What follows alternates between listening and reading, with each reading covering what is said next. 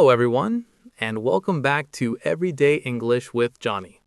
I'm Johnny, and I'm really glad you're spending this time with us today. Hi everyone, I'm Rose. It's nice to be here with you.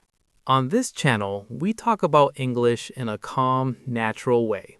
No pressure, no rushing, just real English for real life. And we focus on topics that feel meaningful, not just useful. Exactly. And today's topic is very meaningful. We're going to talk about dreams. Dreams always feel a little special, don't they? They do. Dreams are the things we think about when we imagine our future. The things we want or hope for. Yes, sometimes they're big. Sometimes they're quiet and personal. And sometimes we don't talk about them very often. That's true. But dreams are an important part of who we are, and learning how to talk about them in English can be very powerful. Because people often ask about the future. They do. You might hear questions like, "What do you want to do in the future?" Or, "What are your dreams?" Those can feel like big questions. Yes, especially in another language. You might have clear dreams in your heart, but the words don't come easily. You know what you want to say, but you don't know how to say it. Exactly. So today, we're going to make that easier. We're going to keep things simple, honest, and natural. Before we go on, can I say something quickly? Of course. If you enjoy these calm conversations and want more episodes like this, please like this video and subscribe to the channel. It really helps us reach more learners around the world. Thank you, Rose. All right, let's begin. Let's start with a very simple question. What is a dream? For me, a dream is something I really want, something that makes me feel hopeful when I think about it. That's a beautiful way to say it. A dream is often connected to feelings. Yes, it's not just a plan, it's something emotional. Exactly. For example, someone might say, "I dream of traveling the world," or "My dream is to live near the ocean." Those sentences feel warm. They do. Dreams don't always need details. They don't always need a deadline. They can just exist. Yes, and that's important to remember. You don't need to explain everything about your dream. You can just share a small part. Exactly. Let me ask you something, Rose. What's one dream you have? One of my dreams is to write something that helps people. Maybe a book or maybe stories. That's lovely. And notice how simple that sentence is. My dream is to write something that helps people. Yes, it doesn't need to be complicated. Not at all. What about you listening right now? What's one dream you have? It could be about work Or travel? or learning something new. Or simply living in a certain place? Dreams can be very different. And that's okay. Your dream doesn't need to sound impressive. It just needs to be honest. Exactly. Another very natural way to talk about dreams is using the phrase, "I dream of." Like, I dream of becoming fluent in English. Yes, or "I dream of having my own business." Those sentences feel very natural in conversation. They do. You might also hear people say, "One day I want to..." I like that phrase. Me too. One day I want to live in a quiet place. One day I want to travel with my family. One day feels gentle. Exactly. It shows that the dream is in the future, but there's no pressure. You're not saying when. Right. You're just sharing what's in your heart. I think that makes it easier to talk about dreams, especially if you're not sure yet. That's a very good point. Sometimes we feel unsure about our dreams, We're still thinking. and that's completely normal. In those moments, you can say, "I'm thinking about..." Like, I'm thinking about changing my job. Yes, or "I'm thinking about moving to another country." That feels honest. It does. You're not making a promise, you're just sharing a thought. Another phrase I like is, I'd love to. That's a great one. I'd love to learn to play the piano. I'd love to visit Japan. It sounds warm and polite. Yes, and very natural in everyday conversation. I think people worry too much about saying the perfect sentence. They do. But when it comes to dreams, simple sentences are often the best. Because people listen to the feeling, not just the words. Exactly. Let's talk about that for a moment. When someone asks you about your dreams, you don't need to say everything. You can just share one thing. Yes. For example, you can say, I really love art, so I dream of opening a small gallery one day. That's clear and personal. Or, I enjoy helping people, so my dream is to become a teacher. Those answers invite conversation. They do. The other person might ask more questions. And if they don't, that's okay too. Exactly. Conversation is not a test, it's a shared moment. I like that way of thinking. Now, sometimes people ask a follow-up question. They might ask, why is that your dream? That can feel a little scary. It can. But again, your answer doesn't need to be long. You can simply use because. Yes, my dream is to live near the ocean because I feel calm near water. Or, I want to learn English because I want to connect with people from different countries. Exactly.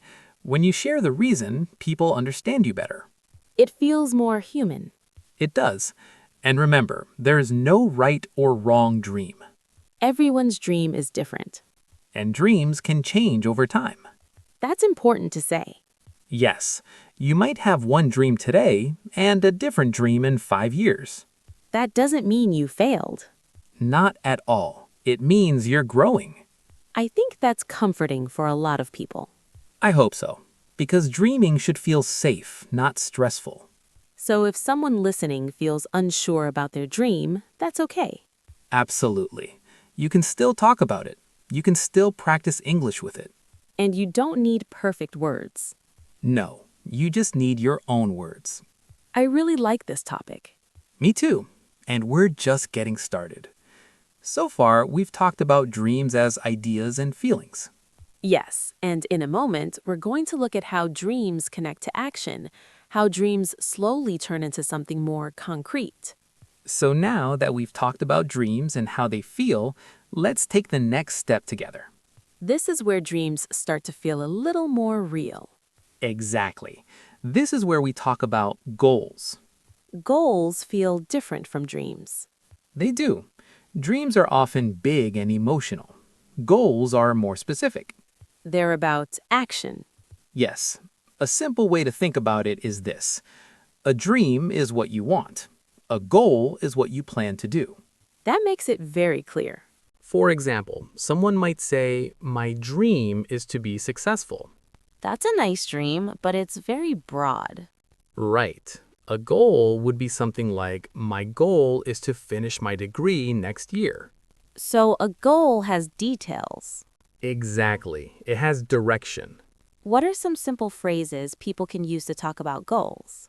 There are a few very useful ones. One of the most common is, my goal is to... Like, my goal is to improve my English? Yes, or my goal is to save more money. Those sentences sound very natural. They are. Another useful phrase is, I'm planning to. That feels very practical. It does. I'm planning to move to a new city. I'm planning to change my job. It sounds like you've thought about it. Exactly. You can also say, I'm going to. Like, I'm going to start a new course next month? Yes, that's very common in everyday English. So, dreams are about hope and goals are about intention. That's a great way to put it. Can I ask you something? Of course. What's one goal you have right now? One of my goals is to stay consistent with this channel. I want to keep creating calm, helpful English content regularly. That's a good goal. It's clear and realistic. Thank you. What about you, Rose? Do you have a goal you're working on? Yes, one of my goals is to speak more confidently in English even when I make mistakes. That's a very honest goal. I try to practice a little every day. And that's what makes it a goal, not just a wish. Because there's action. Exactly. Goals usually come with small steps. Not everything at once. Right. And it's also helpful to talk about time when you talk about goals. You mean short-term goals and long-term goals? Yes, short-term goals are things you want to do soon. Like this week or this month. Exactly. For example, my short-term goal is to practice English every day this week. That feels manageable. It does. Long-term goals are about the future. Like this year or in 5 years. Yes, my long-term goal is to become fluent in English. It's good to have both. It is. Short-term goals help you feel progress. Long-term goals give you direction. That balance is important. Another very useful phrase is I'm working towards. I like that one. I'm working towards a promotion. I'm working towards my degree. It sounds active. Exactly. It shows effort over time. What about I'm aiming to? That's another good one. I'm aiming to run a marathon next year. I'm aiming to speak more confidently at work. It feels a little softer than I must do this. Yes, it shows intention without pressure. I think that's important for many learners. I agree. Now let's talk about how goals connect to real life. Because that's where things can feel difficult. Yes, life gets busy. People feel tired, and sometimes goals feel far away. That's when people give up. Sometimes, yes, but this is where daily habits can help. Just like in our last episode. Exactly. Goals don't happen in one big moment. They happen in small moments. Right. For example, if your goal is to improve your English, you don't need to study for hours. You can listen to English while walking. Or speak one sentence to yourself in the morning. Those small actions matter. They do. And talking about your goals in English can actually help you stay committed. Because you're saying them out loud. Yes. When you say, I'm working towards this, it becomes more real. I've noticed that. Me too. Now, sometimes people feel unsure about their goals. They're not 100% confident. Exactly. In that case, it's okay to use softer language. Like what? You can say, I'm thinking about, I'm thinking about changing my job. yes, or I'm considering going back to school. That sounds honest. It is. You're not making a final decision. You're just sharing where you are right now. Exactly. Another helpful phrase is, I'm hoping to. I hope to travel more. Yes, or I hope to find a job I enjoy. That feels gentle and realistic. It does, and it's very common in conversation. I think people are afraid their goals will sound too small. That's true, but small goals are powerful. They're easier to start. Exactly, and starting is often the hardest part. So how can listeners make their goals feel more achievable? One simple way is to be specific. Not just, I want to learn English. Right, but something like, I want to practice speaking English for 10 minutes a day. That's much clearer. Yes, and when a goal is clear, it's easier to follow. I like that. Now, let's imagine a short conversation. Someone asks you, what are you working towards right now? You could say, I'm working towards improving my English because I want to feel more confident at work. That's a great answer. It's simple, but it says a lot. Exactly. You talk about the goal and the reason. The reason makes it personal.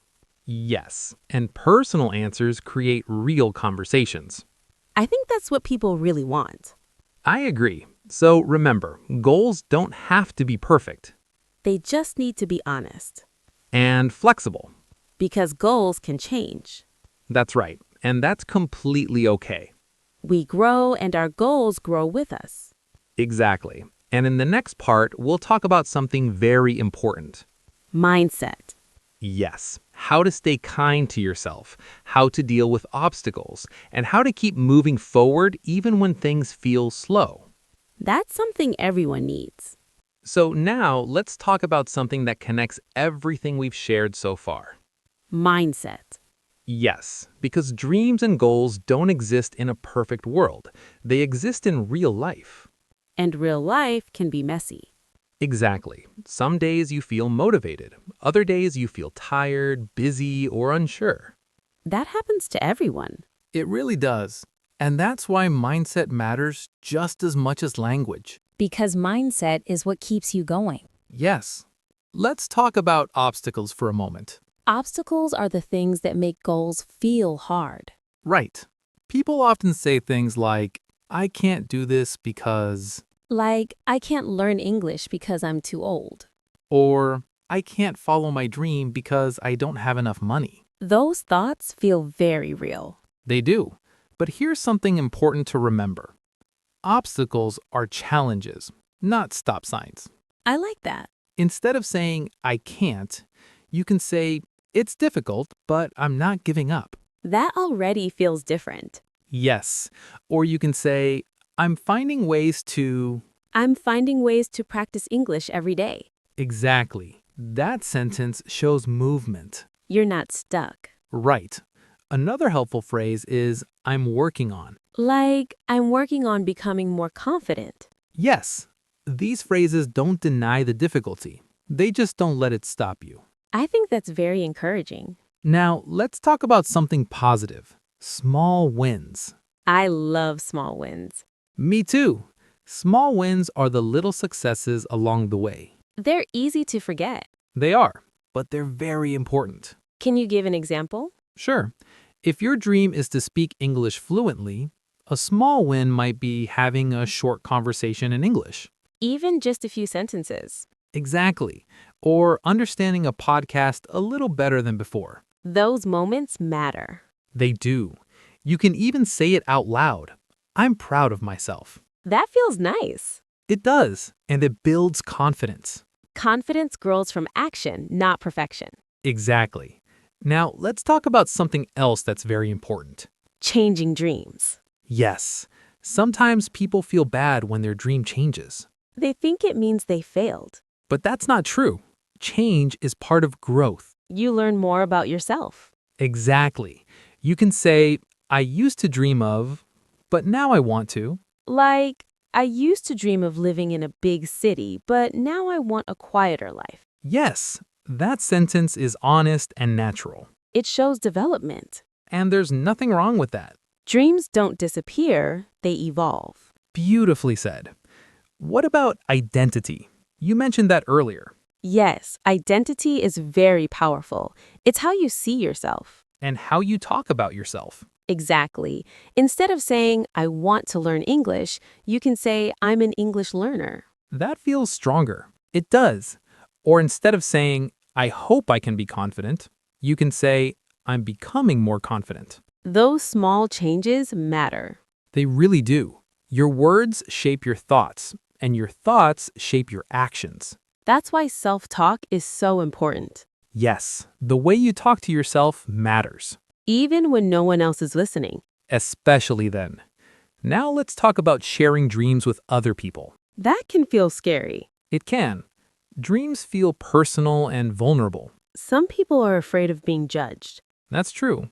But sharing your dreams can also be very powerful. because it makes them real. Yes, and sometimes people surprise you They might support you or offer help. or just listen. And if someone reacts negatively, You can stay calm and say, I understand your concern, but this is important to me. that's respectful and strong. Exactly. Now let's talk about supporting other people's dreams. That's just as important. Yes, when someone shares a dream with you, your words matter. You can say, that sounds amazing. Or, I believe in you. Or, I hope it comes true. These simple phrases can mean a lot. They create a safe space. Exactly. Now let's think about one more thing. Action. Yes, dreams without action stay dreams, But dreams with action become goals. and goals with habits become reality. I like how that connects. So here's a small question for everyone listening. What's one small action you can take today? Not tomorrow, not next week. Just today. It could be writing one sentence about your dream, Or speaking one sentence out loud in English. or listening to English while you walk. Something small and doable. Yes, so easy that you can't say no. That's how habits start. Exactly. And before we finish, we want to say one more thing. Your dreams matter. They're not too big, They're not too small. and they're not silly. If they matter to you, They matter. And learning to talk about them in English is more than language practice.